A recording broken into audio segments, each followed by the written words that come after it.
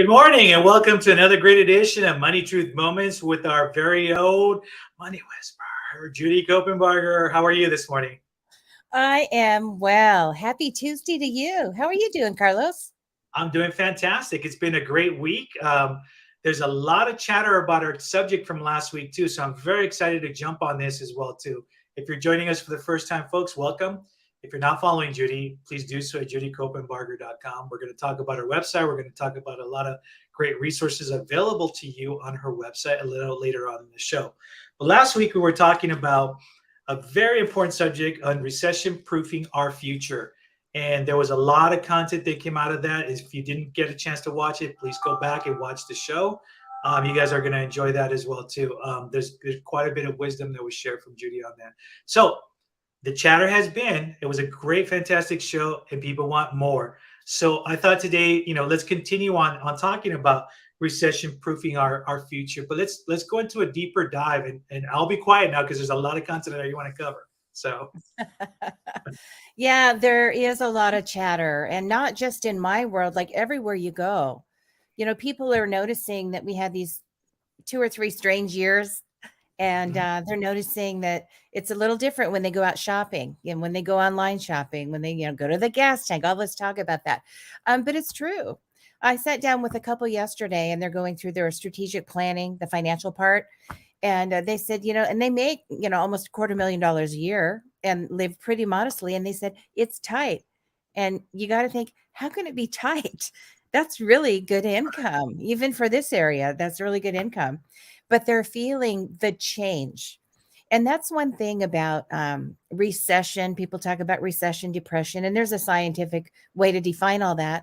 All it means is our economy is always moving. It's a moving, breathing thing. And sometimes it's a little more loose, sometimes it's a little more tight. And it's always going to be changing and evolving. It's kind of like if you were going to drive cross country, it's not going to be flat, right? There's an average elevation, but it's not going to be flat. You're going to have some hills, you're going to have some mountains, you're going to have some valleys, and it's going to be a ride. And our economy is kind of the same way. I think one of the coolest visuals that can help you imagine how it works is the tide. So if you go to the shore, you go to the beach and you're sitting there, you see the tide come in and then it goes out, and it comes in and it goes out. And it doesn't always come up exactly to the same spot or go out to exactly the same spot. It changes. And throughout the day, it'll come up higher and then it'll go down lower every day. And so at any given moment, when you take a snapshot of where the tide is, it's going to be different from before, either closer in or further out. And it's supposed to be that way. And the economy is the same. How money moves, it is the same. It's constantly changing. So with that being said, what we're hearing a lot about now is, it's hard. I can't get into a house. I can't afford to even a used car. When I go buy groceries for my family, I can get way less in my bag than I could before for the same amount of money. And I just want to encourage you that that's temporary. This too shall pass, right? It's temporary. So things will swing back. A lot of people will disagree when I say something like that. Um, but historically, that's what happens. I believe it will again. It seems like it happened in the 50s and the 60s and the 70s and the 90s. It keeps happening. And when we have this like tightness, this constriction of money and the economy and inflation and all of that, stagflation, it feels like we're in this pit, like in the bottom of a well, looking up. We can see the light way up there. We just can't figure out how to get out. And it feels like this is the end. right. I feel so stuck. And I think a lot of people are feeling stuck. And if they're listening to the news or watching TV, stuff like that, of course they feel stuck because, you're going to get all the bad news there and usually not true information. It's going to be the panic stuff. But I would just encourage you that this too is going to pass. It feels like it's the end. It feels like it's going to be difficult or impossible to recover, but you will. You will recover. Even if this is like the worst it's ever been financially for you, you will recover. So that's kind of the first thing I want to say. Get your mindset on, right? Get your can do attitude on, get your mindset on, get your I can do it. Maybe I've never done it before, but I can, put on my big girl pants and get it done. You can. Right. And I have been blessed to be in the front row of um, decades of generations of families now, but in the front row, helping them apply and implement their strategic planning and turn things around. And like this couple yesterday, they came in and they said, really, of all the things that we're going to do in this strategic planning, they said we really need to get a handle on our budget. And I don't really like the B word, budget. Sounds like diet, what you can't have, an I eating plan. know, right? An eating plan is what you can have. A spending plan is what you get to use. All those dollars that you're blessed enough to earn, you get to use those dollars for things, for housing and fun. And this couple, they've got some pretty pricey habits. They have a daughter that has the horses and shows horses. Well, every time that you enter a horse show, there's a fee, and you got to keep up the animals, and you got to take them there, and you got to stay over. There's all these costs associated with that. And so they're looking at each other going, wow, we have so much money come in. We see the paychecks, they're good. And then it's like, where'd it go? And so all those little things, it's not any really big expenses that surprise them. It's just at the end of the month, they run out of money before month, right? Where did it go? And they're looking at each other going, I didn't spend a whole lot. Did you? No, I didn't. Where'd it go? And so it's just a matter of, first of all, awareness. After awareness, it's like, well, what can we do more, better, different to really get the goals we want? And um, what I would kind of propose for you is when you're thinking about, it's tighter than it was, things have changed. Maybe I need to change habits about how I do entertainment or eating out or the way I grocery shop. The choices that I make. Do I have 17 subscriptions to movie channels? Do I need them? Maybe you did during COVID, but Right. do you still need all that?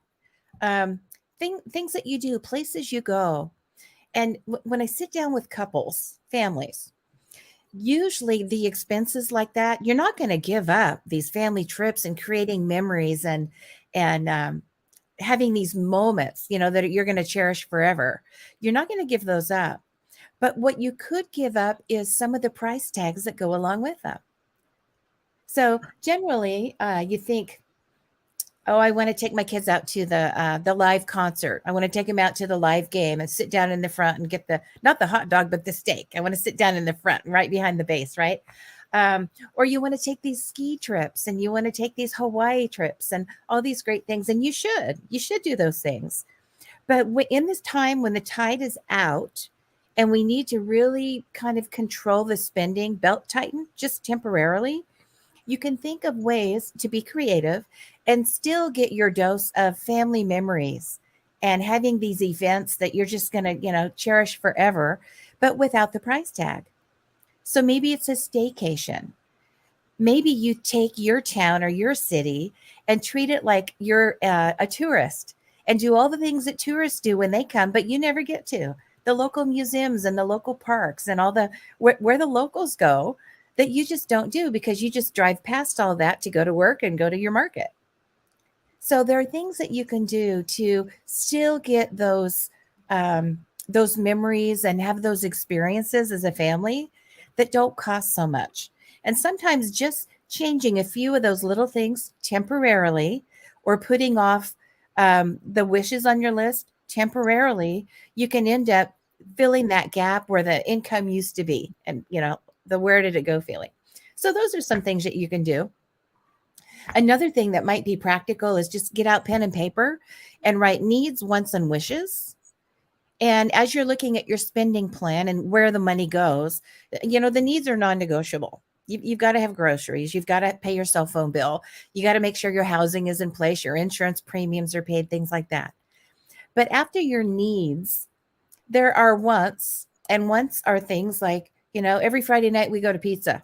It's kind of what we do. We have a date night. We go to pizza. Whatever it is you do. We go to the movies on Tuesday nights. Whatever it is. So there are those things that you want to do that just make your life worth living, that make it fun. And I want to go get some things to decorate my house. I want to go golfing, with my buddies. I want to go buy some plants and work out in the garden. So whatever those things are, those are your wants. Like if you didn't have them, you'd be okay. But it really makes life fun. And then after needs and wants, you have wishes. And wishes are things like that trip to Hawaii, definitely is not essential. Well, for some people, they might think it's essential. If I could never go, that would be bad. But if I have to wait 6 months before I go, or a year or a two, I'll be okay. And it's a wish that I can push down the road and defer until the tide comes back in, right? And the money's flowing again, or save up before I go so it doesn't end up on a credit card. So, needs, wants, and wishes, I think sometimes just an exercise of writing down those things.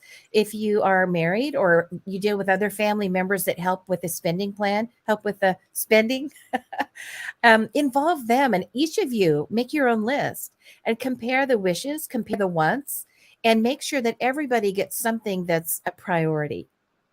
So I remember when the kids were small and we do our trips, whether it was a staycation or a go away vacation, we'd always get to wherever we were going to go, even if it was just local. Disneyland is local for us. That was our park when they were a kid. And it's just the first thing we would do is say, okay, we have, this amount of time. Everybody, what's the one most important thing you want to make sure you do today that will make your day feel like, oh, that was the best ever? And you make sure that everybody gets at least one thing.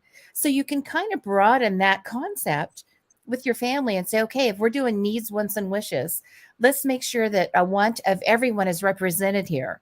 And we don't feel like somebody is belt tightening more than another. And dad gets to golf all the time, but mom never gets to go out and get her nails done, right?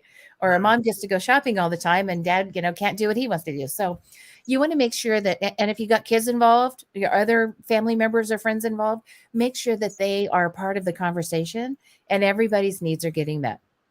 Is that helpful? That's totally helpful. I mean, there's a lot of great points you brought up too.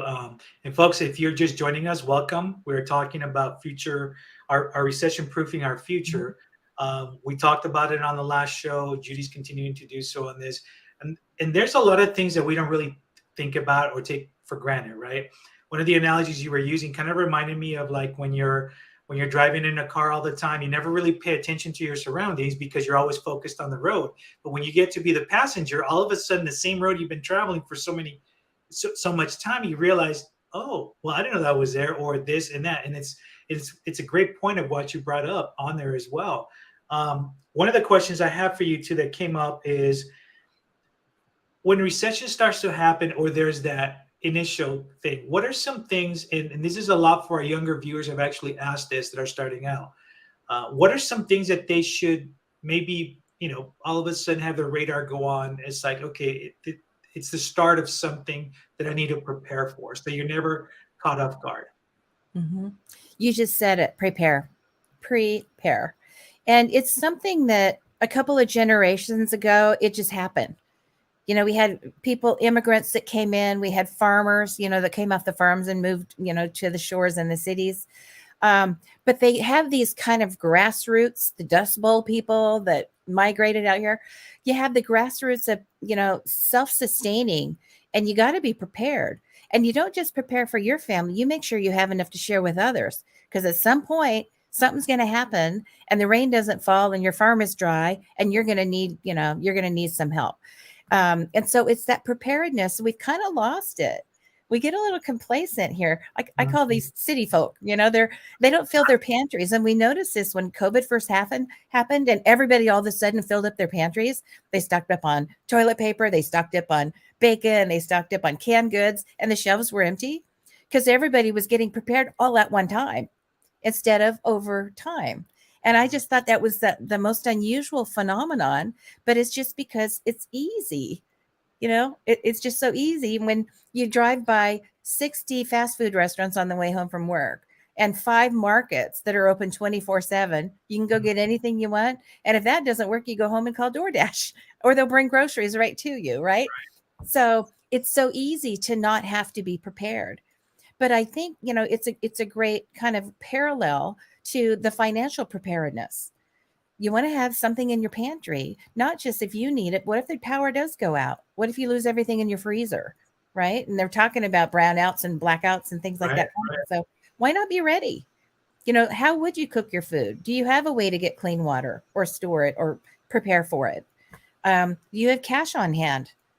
If the power goes down, the ATMs might not be working. How are you going to get cash to take care of business and do what you need to do? So things like that, when you come from maybe the country or a small town or have farm roots, you don't think about it. You're just always ready. But I think it's a great thing to consider financially, being prepared. And one way to be prepared is to have enough savings when there is transition, either in your life or in the world. And we've had a lot of it lately. Let's say you change your job, or the sector that you work in is changing, and for no fault of your own, your job just is not there anymore. And if there's two of you, maybe it happened to two of you at one time. It's like, shoot, now what do we do? It's transition. Or if you move, or if there's a health issue, or if you all of a sudden have triplets, or if you all of a sudden have kids that are ready to go to college and tuition is coming. So when those transitions come and you can anticipate something's changing, that's when you want to have more cash, more capital, more, just cash reserves. And we all always should have some, and we always should be saving some for tomorrow, even if it's a couple percent. 10 would be ideal if you're preparing for retirement as well. But 2 or 3% that goes just into savings is a great way to start. And it's like you're paying all your bills. Why not pay you too? Pay you right at the beginning of the month with all these other needs, these bills that you have, these expenses. Pay yourself and put it in a real savings account, not the one you raid when you're short, the one that is like the money is spent, it's not even available, and put it away for later. And I don't see that habit so much in folks under like 45, 40. They just don't have the habit of saving. They might put in the 401k at work, or, participate in the deferred comp program, for retirement, but they don't really save for them, for the future goals. And I think everybody ought to be doing that. There's something you can do, even if it's $20 a month, $50 a month. There's something you can do to start, even if you're young and starting out. Just make it a habit. When you get a raise, half of your raise, the difference, right, goes to your future. The other half you spend now and go, yay, I can move into a new apartment, or I can, buy that new car. But the other half, not that you're not using now, should go away. And now that's going to increase your savings. And if you do that over a couple of decades or over your whole career, those are the people that have done that. Those are the ones that are joining the Cruise of the Month Club. You see them on the golf course. They're out on the soccer fields coaching their kids. It's that dad, it's that mom that, is free, and they're not just doing the 24/7 grind, trying to work and, eke out a living. So saving money, having money, cash is king in transition. That's one thing that you want to really be sure to do. The last thing I want to say about savings is it's not just money that you spend less of, or that you, an expense that you have that you just stop doing. It's just as much keeping more of what you earn. So things that you can do to defer tax, or tax-free investments, or to pay less tax, maybe through a business or rental property, whatever your passions are, there's a way to monetize a passion. And there's a way to save. If you have the high income, there's a way to save tax on what you're doing. It just takes planning. So save more of what you earn, keep more of what you earn. You save some money, put it away for later, and you're going to be golden. That's the fundamentals of getting where you want to go for your family. Great. And actually, speaking of planning, I want to actually talk about your website, judycopenbarger.com, and some of the available resources for folks. So share with us what can folks expect when they visit your website? Yeah, at judycopenbarger.com, there are articles and helpful videos and things like that where you can learn more, do deeper dives into some of these concepts, not just the theory of money, but what you need to know about all 5 pillars of money and how they work together to grow and protect your finances. How to define those things, and knowing enough to know what questions to ask. So many people come up, Judy, I don't even know where to start. I didn't even know what to ask. It doesn't feel like I'm doing well financially, but I don't even know. Should I start with insurance? Should I start with investing at work? Should I have one of those IRA things or a Roth thing? What are those? And so a great place to start is on the website. It's free stuff. So you can watch videos on any of those concepts. It'll help you kind of pull together a primer level of what you need to know where to start and to execute and implement. There's also access at judycopenbarger.com to our online program. So it's Money, Truth, and Life Online Mastery Program. And it is a series of videos put together in different classes that make it courses in every pillar of personal finance and small business. So if you have a small business, if you're running a church, if you have um, an S corporation, or just your own individual kind of company that you're running, it will help you make sure you have everything in order, so the money doesn't come in and you have that "where did it go" Right. experience. It'll help you avoid mistakes with the entities, like when to incorporate, what kind of corporation or partnership to set up, how much will it cost me, what about tax returns. The five pillars that are covered, some are growth oriented and some are protection oriented. It's like offensive and defensive at the same time, like any game. If you left one out in any kind of a game, you're going to lose, right? You've got to develop both. And so the defensive things that you can do are things like insurances, legal entities, wills, trust, healthcare powers of attorney, durable powers of attorney, all those legal things that maybe you don't think about every day when you're having your cup of coffee, but you kind of know I should do something. Where do I start? This is where you start. You'll learn about the documents, how they work, when they help you, and what you might need for you and your family. So those are the defensive ones. There's all kinds of information about tax, and not just income tax, all the different taxes that may apply to you. What are they? I didn't even know they were there. I just know money was missing.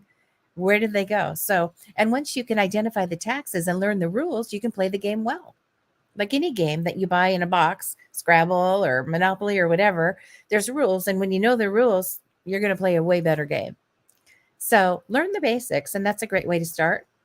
And so those are those three, like defensive and neutral entities. And then there are the two pillars of finance that are a little bit more growth oriented. So one is investments. So that's real estate. It's traditional investments like IRAs and 401ks and stocks and bonds and ETFs and mutual funds, all of those things. And then the cash flow and cash reserves. So it's things like we were just talking about, your spending plan, your budget, right? It's how do I manage what comes in, keep more of it, and get it to do life the way I want to do life? How do I make my money work for me and allocate the money going out just as well as I allocate it coming in? So those are the five pillars. Start there. All that stuff is free. You can buy the book. I mean, it's the cost of a couple of cups of coffee at Starbucks. So you can go on Amazon, Books a Million, Target, Barnes and Noble, anywhere bestsellers are sold. It is a bestseller. And so it's called Money, Truth, and Life. And it goes through all these five pillars. And it's got stories of real people doing real life, good, bad, and ugly, financially, where you can learn lessons from what they did well and what they wish they had done well. And let them make the mistakes, right? You save your time, save your rebooting, save your angst, save all of that stress that comes around finances sometimes by learning from what other people did that, where they could have done better. So educate yourself. That's a great place to start. Awesome. And folks, thank you for joining us. I know some of you guys are coming in and just watching the tail end of the show, but make sure you watch the beginning of it. Watch last week's episode as well, too, as we're talking about recession proofing our future. I mean, we've gone through a lot of great content. It is always, there's just not enough time to talk about and continue to talk about some of this great stuff that you're providing. But since we are getting close to the end of the show, you know what that means, right?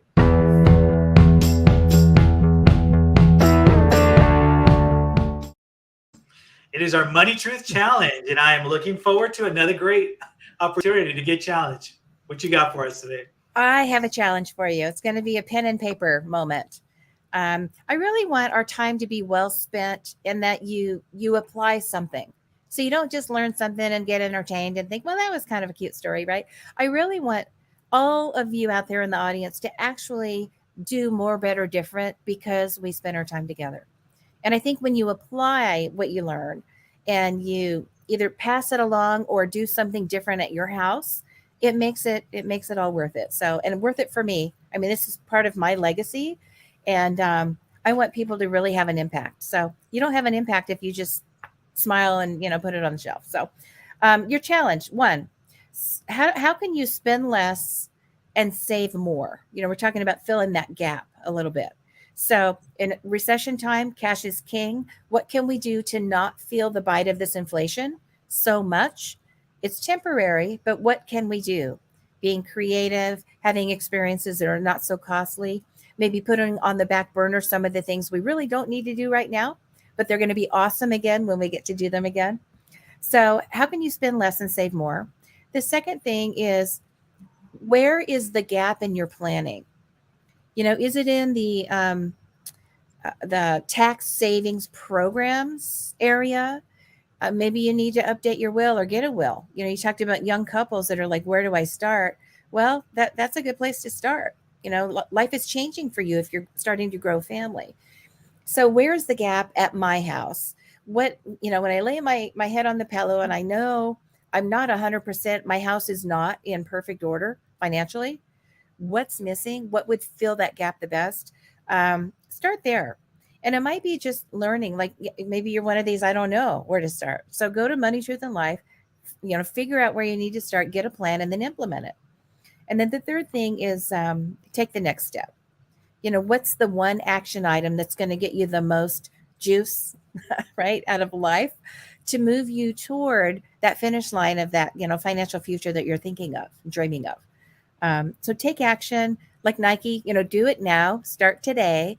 By Sunday at 5 o'clock, challenge yourself that during this week, I'm going to do that one thing. Make a phone call, pull out my file and check something, call HR at work, see what the benefit programs are. Maybe there's something I'm missing there. Have a conversation, maybe a difficult one. Maybe you need to just have a clearing and apologize for a financial mistake that you made or stop doing something that you know is harmful.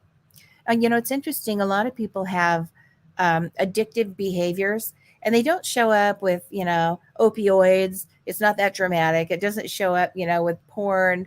It doesn't show up with alcoholism. Financially, they're addicted to doing things like self-sabotage things. Like maybe they could save, but they keep themselves from doing it. Maybe they could spend less, but they just kind of can't help it. Well, men and women, right?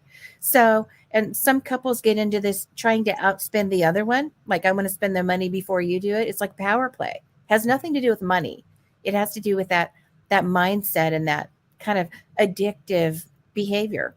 So check yourself. If there's something that you could stop doing there or start doing differently there, write it down and take action. But do it this week. That's your challenge. Awesome, folks. And remember that if you have any questions, you want some additional support, please let us know. Send us an email or send us a direct message here on the show. And as always, remember that we are here every Tuesday morning at 8 o'clock. If you're not following Judy, do so at judycopenbarger.com. All of our social media platforms are on there. So, keep getting involved, folks. Any last parting words, Judy? Yeah, we talked about the tide going in, the tide going out. I would say go to the beach, enjoy yourself, enjoy the ride, and just look at the scenery and just know that this too shall pass. Enjoy yourself. Awesome. Great seeing you, Judy. Folks, remember, we're here every Tuesday morning at 8 a.m., and there's a replay on Thursday evenings at 8 p.m. So if you didn't catch us today, make sure you catch the replay on Thursday evenings as well, too. Until next week, have a fantastic week. Take care, Judy. Good seeing you. Good to see you, Carlos. Bye bye.